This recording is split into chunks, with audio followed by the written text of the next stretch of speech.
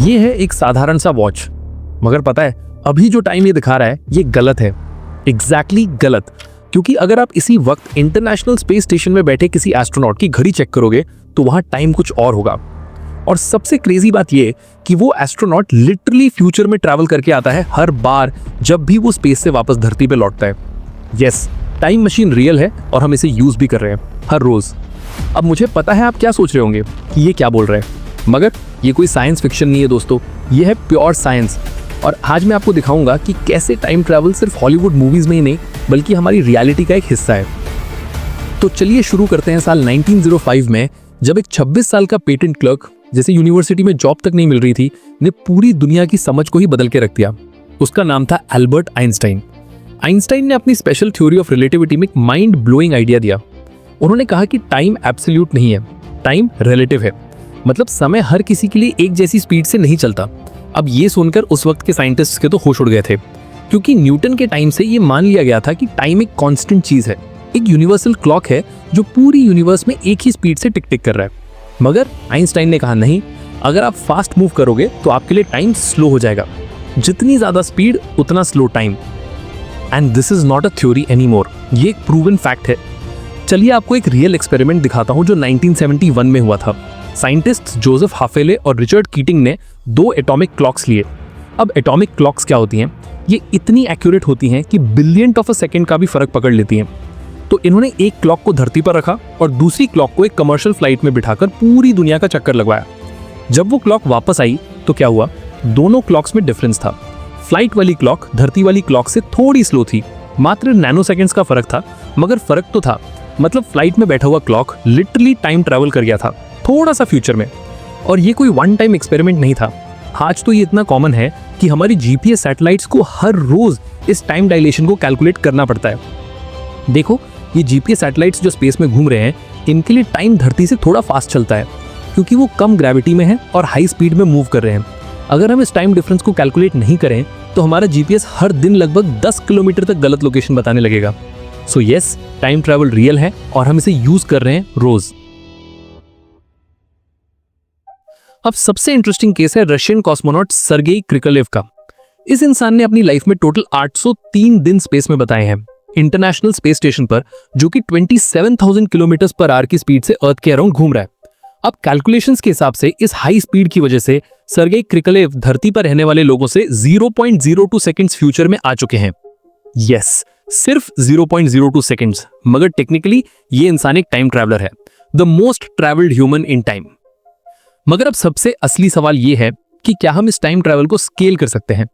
क्या हम एक ऐसी मशीन बना सकते हैं जो सच में ईयर्स या सेंचुरीज फ्यूचर में ले जाए, या फिर पास्ट में? वेल, फ्यूचर में जाना तो थ्योरेटिकली पॉसिबल है, बहुत ही सिंपल है। बस आपको लाइट की स्पीड के क्लोज ट्रैवल करना होगा। अब लाइट की स्पीड क्या है? 3 लाख किलोमीटर्स पर सेकेंड। इस स्पीड पर अगर आप ट्रैवल करें तो आपके लिए टाइम लगभग स्टॉप हो जाएगा, जबकि बाकी दुनिया के लिए नॉर्मल चलता रहेगा। मान लो आप एक स्पेसशिप में बैठे हो जो लाइट स्पीड के 99.9% स्पीड से ट्रैवल कर रही है। आप इसमें सिर्फ 1 साल ट्रैवल करो, मगर जब आप धरती पर वापस आओगे तो यहां 22 साल बीत चुके होंगे। अगर आप लाइट स्पीड के 99.99% पर ट्रैवल करो तो आपका 1 साल बराबर होगा 70 साल धरती का। और अगर आप लाइट स्पीड के 99.999999% पर जाओ तो आपका 1 साल बराबर होगा 2236 साल धरती का। इसे कहते हैं टाइम डायलेशन इफेक्ट। ये कोई हाइपोथेसिस नहीं है, ये एक मैथमेटिकल सर्टेनिटी है, आइंस्टाइन की इक्वेशन से डायरेक्टली निकलती है। तो थ्योरेटिकली अगर हम एक स्पेसशिप बना लें जो लाइट स्पीड के क्लोज जा सके तो हम आराम से थाउजेंड्स ऑफ ईयर्स फ्यूचर में ट्रैवल कर सकते हैं। आपके लिए सिर्फ कुछ साल लगेंगे, मगर बाकी दुनिया के लिए सेंचुरीज बीत जाएंगी। But there is a problem, एक बहुत बड़ा प्रॉब्लम। लाइट स्पीड पर जाने के लिए आपको इनफिनिट एनर्जी चाहिए। Yes, infinite. जितना ज्यादा आप लाइट स्पीड के क्लोज जाओगे, आपका मास उतना ज्यादा बढ़ता जाएगा और उतनी ज्यादा एनर्जी लगेगी आपको एक्सेलरेट करने के लिए। पूरी धरती की एनर्जी भी कम पड़ जाएगी एक सिंगल ह्यूमन को लाइट स्पीड पे भेजने के लिए। सो फिलहाल तो ये इम्प्रैक्टिकल है, मगर साइंटिस्ट ने दूसरे तरीके भी सोचे हैं। पहला तरीका है ग्रेविटेशनल टाइम डायलेशन। आइंस्टाइन ने अपनी जनरल थ्योरी ऑफ रिलेटिविटी में एक और माइंड ब्लोइंग चीज बताई। उन्होंने कहा कि ग्रेविटी भी टाइम को स्लो करती है। जितनी स्ट्रॉन्ग ग्रेविटी उतना स्लो टाइम। क्रिस्टोफर नोलन की मूवी इंटरस्टेलर देखी आपने? उसमें एक सीन है जहां पर वो लोग एक प्लैनेट पर जाते हैं जो एक ब्लैक होल के बहुत पास है। वहां की ग्रेविटी इतनी स्ट्रांग है कि वहां का 1 घंटा बराबर है धरती के 7 साल। ये कोई फिक्शन नहीं था, ये रियल फिजिक्स था।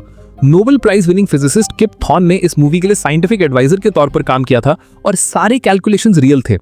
सो थ्योरेटिकली अगर आप एक ब्लैक होल के इवेंट होराइजन के पास जाकर कुछ टाइम बिता लो और फिर वापस आ जाओ तो आप फ्यूचर में ट्रैवल कर चुके होंगे। आपके लिए कुछ घंटे, मगर धरती के लिए डेकेड्स या सेंचुरीज। बट अगेन प्रॉब्लम यह है कि ब्लैक होल तक जाना, उसके पास टिकना और वापस आना, ये सब फिलहाल इम्पॉसिबल है। हमारे पास ऐसी टेक्नोलॉजी ही नहीं है। दूसरा तरीका है वर्म होल्स। ये शायद सबसे पॉपुलर कॉन्सेप्ट है टाइम ट्रैवल का। वर्म होल्स यानी स्पेस टाइम में एक शॉर्टकट, एक टनल जो यूनिवर्स के दो पॉइंट्स को कनेक्ट कर दे या फिर दो डिफरेंट टाइम्स को। आइंस्टाइन की इक्वेशंस वर्म होल्स को अलाउ करती हैं। मैथमेटिकली ये पॉसिबल है, मगर क्या ये रियलिटी में एग्जिस्ट करते हैं? We don't know. और सबसे बड़ी प्रॉब्लम यह है कि अगर वर्म होल बनाना भी हो तो उसे स्टेबल रखने के लिए हमें नेगेटिव एनर्जी या एक्सोटिक मैटर चाहिए, जो कि हमने अभी तक डिस्कवर नहीं किया है। कुछ क्वांटम इफेक्ट से थोड़ी बहुत नेगेटिव एनर्जी क्रिएट की जा सकती है, मगर वो इतनी कम है कि एक स्टेबल वर्म होल बनाने के लिए बिल्कुल नाकाफी है। सो फिलहाल वर्म होल्स भी एक थियोरेटिकल पॉसिबिलिटी ही है। तीसरा तरीका है रोटेटिंग यूनिवर्स। 1949 में मैथमेटिशियन कर्ट गोडल ने आइंस्टाइन की इक्वेशंस को सॉल्व करते हुए क्रेजी चीज डिस्कवर की। उन्होंने पाया कि अगर पूरी यूनिवर्स रोटेट कर रही हो तो स्पेस टाइम इस तरह कर्व हो सकता है कि आप लूप्स में ट्रैवल करके पास्ट में जा सकते हो। मगर प्रॉब्लम यह है कि हमारी यूनिवर्स रोटेट नहीं कर रही।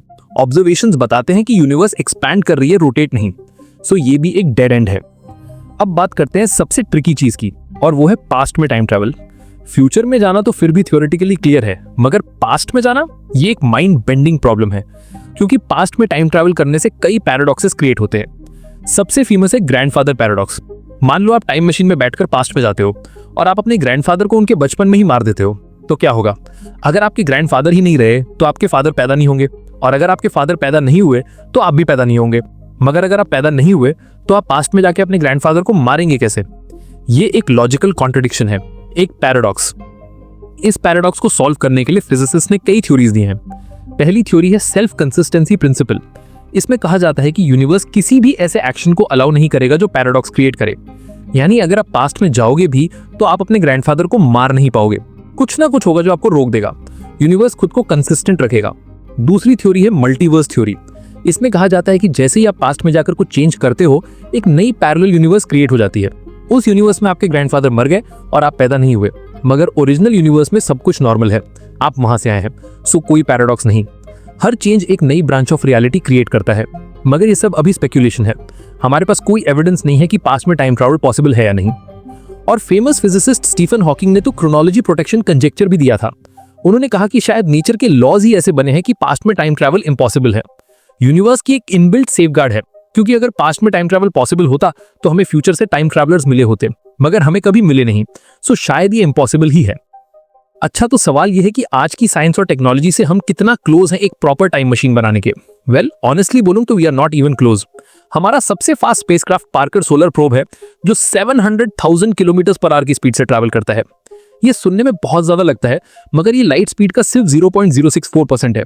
हम अभी लाइट स्पीड से कोसों दूर है। और ब्लैक होल से वर्म होल्स को एक्सेस करना तो बिल्कुल अलग लेवल की चैलेंज है। हमारे पास ऐसी मटेरियल्स नहीं है, ऐसी एनर्जी सोर्सेज नहीं है, ऐसी टेक्नोलॉजी नहीं है। सो फिलहाल एक प्रॉपर टाइम मशीन बनाना एक डिस्टिंक्ट ड्रीम है, शायद सेंचुरीज दूर।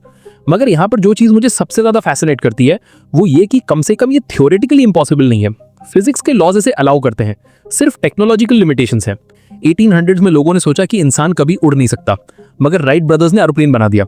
1900 में लोगों ने सोचा कि चांद पर जाना इम्पॉसिबल है, मगर 1969 में नील आर्मस्ट्रांग ने चांद पर कदम रख दिया। 1990s में लोगों ने सोचा कि पूरी दुनिया की इंफॉर्मेशन को एक जगह स्टोर करना इम्पॉसिबल है, मगर आज इंटरनेट है। हर इम्पॉसिबल चीज एक दिन पॉसिबल बन जाती है। बस जरूरत होती है टाइम की, इनोवेशन की, और सबसे important daring to think differently की। क्योंकि हर बड़ा इनोवेशन एक सीमिंगली क्रेजी ड्रीम से ही शुरू हुआ है।